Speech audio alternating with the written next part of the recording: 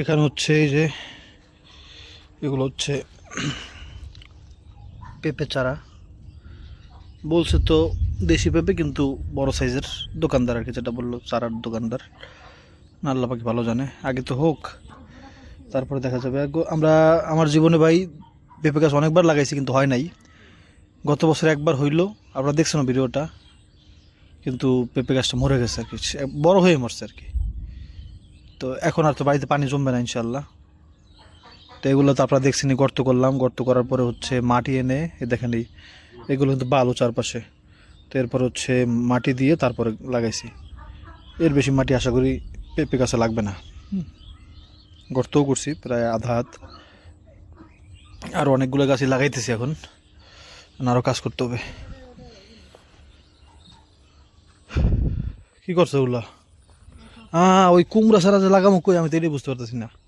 কয়েকদিন গাছগুলো রাখছি, এখন তো কয়েকটা মরেও গেছে। এই যে পুঁই শাকটা দেওয়া, তো ওগুলো হইব ইনশাল্লাহ, সমস্যা নেই।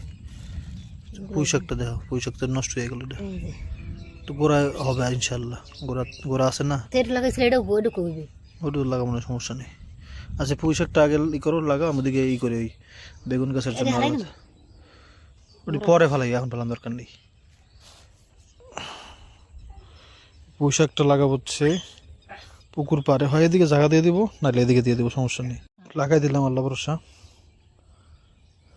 না আমার যাইতে হবে এইদিকে, এদিকে যাইয়া পরে আবার ওই কই যে লাগাবো বেগুনগুলা।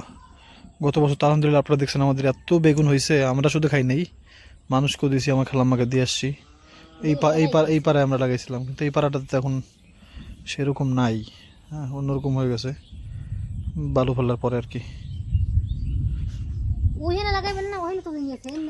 একটা কাজ করি নুরজান, এই জায়গায় লাগাই, তুমি এই এই যে ই করছো না, বোমা মরে গেছেন সবগুলো, তো অন্য জায়গায় লাগাই বোমা মরে গেছে। এই আর এই বরাবর সবগুলা এই বেগুনগুলো লাগাই দিই। শানতেছে তো শান শুধু দুটোই রাখো এক জায়গায়। আচ্ছা আমি রেডি করতেছি, দাঁড়াও। আমি কোদাল কই, কোদাল ওটা সাইজে আগে গাছগুলো রেডি করি। আজকে লাগাই তো বড় দেরি হয়ে গেছে, 3 দিন আইনা গাছগুলো রাখছি, শরীরে ভালো ছিল না, করতে পারিনি। টাইসন ওদিকে আসো, হ্যাঁ টাইসন, সেখানে দেখে মানুষ কই আছে। এই দেখেন মানে গ্রামের মানুষদের, এখন এটা বললে আপনাদের খারাপও লাগতে পারে, কিন্তু খারাপ লাগলে কিছু করার নাই। গ্রামের মানুষদের একটা হচ্ছে মানে কি বলবো, এটারে বলবো নির্বুদ্ধিতা না, মানে যে জ্ঞান নাই, জ্ঞানহীন অবস্থা। এরা মনে করতেছে যে মানে এত কষ্ট করছি এই টাইফয়েডের টিকার জন্য। হ্যাঁ হ্যাঁ, কেউই দেয় না। টাইফয়েডের টিকা বাচ্চাদের জন্য কত মানে জরুরি এখন। মানে এমন অবস্থা হয়েছে যে এই অঞ্চলে পুরা, হ্যাঁ সবাই, মানে সব বাচ্চারা তারা বলতেছে যে স্কুলে ছাত্রর কথা কইতেছি, মানে স্কুলে যা মানে পোলাপান আছে, এই বাচ্চারা এরা কেউ এই টাইফয়েডের টিকা দিবে না।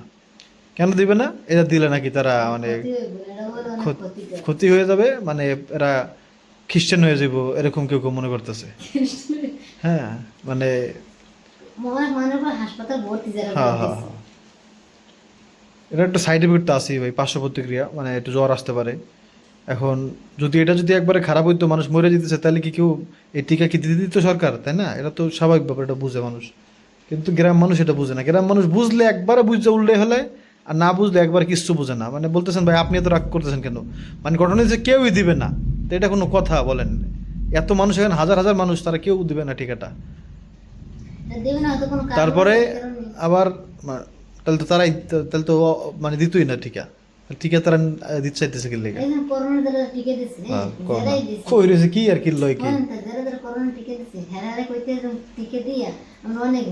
হ্যাঁ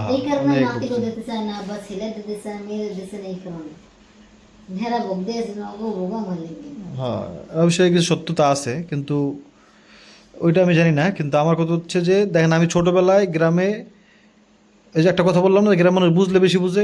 দেখেন যখন করোনা শুরু হয়েছে তখন আমার আব্বু অসুস্থ, হ্যাঁ করোনা কোন রুগী না। তা আমার আব্বুর নিয়ে গ্রামে আসতে চাইছি, গ্রামে আসতে দিবে না তারা, আগুন দিয়ে জ্বালাই দিবে, হ্যাঁ, তারা করোনার ব্যাপারে খুব সিরিয়াস, করোনায় মানুষ মরে যাবে এই সেই। কয়দিন পরেই আমার আব্বু মরে গেল, এই গ্রামে আনতে পারলাম না। তারা একবারে কেউ মাস্ক, মানে গ্রামের কেউ মাস্ক কি, কেউ "হেৎ, তোর করোনা ওগুলা ডাইল ভাতের মতো খাইলাম"। হ্যাঁ, তারা এরকম করে কথা বলতেছে। আর যখন আমার আব্বুর আনতে গেছি তখন তারা এত বুঝা বুঝছে করোনা কি জিনিস। হ্যাঁ, তারা বুঝা গাড়ি বন্ধ জ্বালাই দিবে, গাড়িতে কোনো সুস্থ মানুষ গ্রামে ঢুকতে পারবে না। আর পরে তারা যেই সেই যেইলাও সেই কদু। তো এই হচ্ছে গ্রামের মানুষের মানে বুদ্ধির অবস্থা। হ্যাঁ, মাস্ক কি জিনিস এখন তারা চিনেও না, ওইটা কল্পনাও করে না। আল্লাহ! তো এই জন্য বললাম ওই নির্বুদ্ধিতা। আর একটা কথা, ছোটোবেলায় এই গ্রামে একটা এই জিনিসটা কি ভাই, না জানলে মানুষ তো ভুল করবি, তেমন আমিও জানতাম না। তো ছোটোবেলায় যখন ওই যে স্কুলে বিস্কুট দিত না, ফ্রিতে যে বিস্কুটগুলো দিত স্কুলে সরকারিভাবে, অনুদান মনে হয় ওগুলো ছিল। তো সেই বিস্কুট যখন প্রথম আসছে তখন আমাদের স্কুলের কেউ ওই বিস্কুট খায়নি, আমিও খাই নাই। ক্লাস তখন মনে হয় টুতে না যাওয়ানে পড়ি, মনে নেই আমার।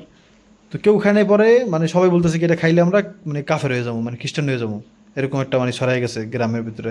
একবারে যে ইহুদি হয়ে যাবো, হ্যাঁ অনেক কিছু, মানে এত বাজে বাজে জিনিস ছড়াইছে ভাই, সেটা ভয়ঙ্করও লাগছে অনেক সময়। বলতেছিল কি জানেন, যে খ্রিস্টানেরা দেশে আসছে, ওরা মানুষের মানে খ্রিস্টান বানায় ফেলে, মানে মানুষের একবার সারা শরীরের মধ্যে মানে খ্রিস্টান লেখা উঠে। কত যে ভয়ঙ্কর ভয়ঙ্কর কথা মানুষ ছড়াইছে গ্রামে, ওইটা আসলে ভাই সিনেমারও হার মানাই দিবে একবারে। মানে বলে যে খ্রিস্টান আইসা কিছু কিছু বলবে কানের মধ্যে, তারপর সারা শরীরের মধ্যে খ্রিস্টান লেখা উঠে যাবে, মানে একবার ভয়ঙ্কর মানে বুঝতেই পারতেছেন এটা কত ভয়ঙ্কর একটা কথা।